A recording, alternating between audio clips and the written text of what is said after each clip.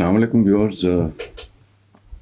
منتخب سوالات میں پہلا سوال آج کا شکور حسین ہیں چکوال سے. وہ کہتے ہیں جی عمران خان کی قیادت میں تحریک انصاف لانگ مارچ پہ ہے, پی ڈی ایم اتحاد حکومت میں ہے اور اسٹیبلشمنٹ کے رویے میں سرد مہری.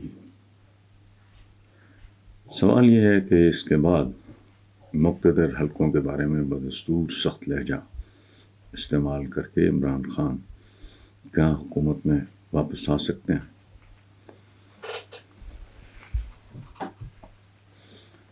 ہماری جو سیاست ہے یہ جوا خانہ ہے. یہ سائنٹیفک نہیں. مجھ سے اگر کوئی بات کرے کہ پاکستان کا مستقبل, تو میں کہتا ہوں اتحاد آسن صاحب بڑی خوبصورت بات کیا کرتے ہیں کہ پاکستان کا ماضی پریڈکٹ کر سکتے ہو, مستقبل نہیں. اس کی وجہ ہے مستقبل یا سیاست وغیرہ یہ سارا ان معاشروں میں ہوتی ہے جہاں کوئی پیرامیٹرز ہوتے ہیں, اسٹینڈرڈز ہوتے ہیں, کوئی ان کے قواعد ضوابط, رولز آف دا گیم ہوتے ہیں. یہ تو بزکشی کا میدان ہے, جس کا چوکا چھکا لگ گیا. تو باقی جو آپ بات کہہ رہے ہیں تو انسان عربی کا ایک محاورہ ہے, اس کا اردو ترجمہ کچھ یوں ہوگا کہ انسان اپنی افتاد طبع کا قیدی ہوتا ہے, اور انسان کا مقدر کیا ہے؟ اس کا ٹیمپرمنٹ.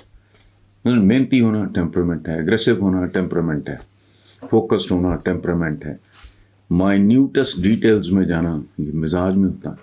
سو اس لیے میرا بھی حال آپ جیسا ہی ہے, واپس آ سکتے ہیں یا نہیں وقت بتا دے گا.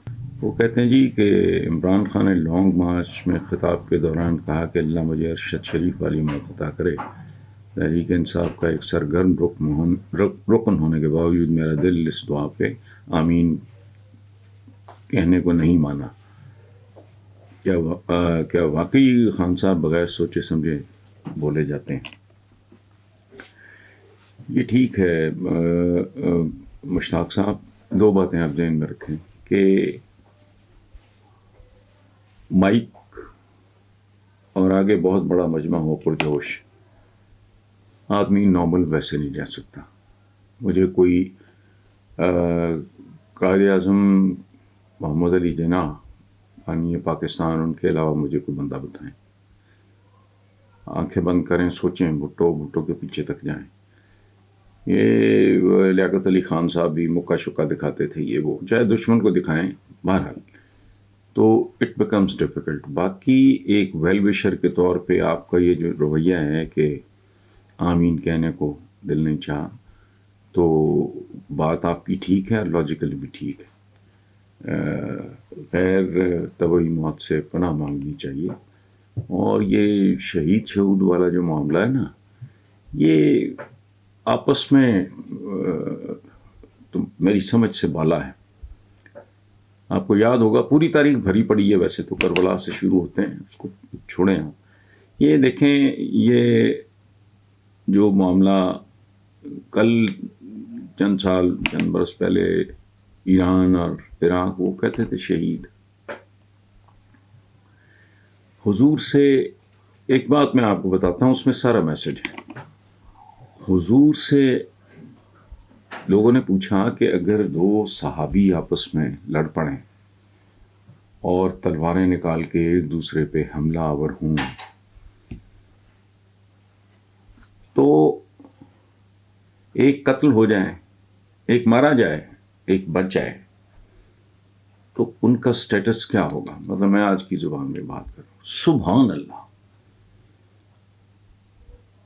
حضور کا جواب کائنات کی ساری وزڈم میں ایک طرف ہو تو اس جواب کا مقابلہ نہیں کر سکتی. فرمایا دونوں جہنمی ہیں.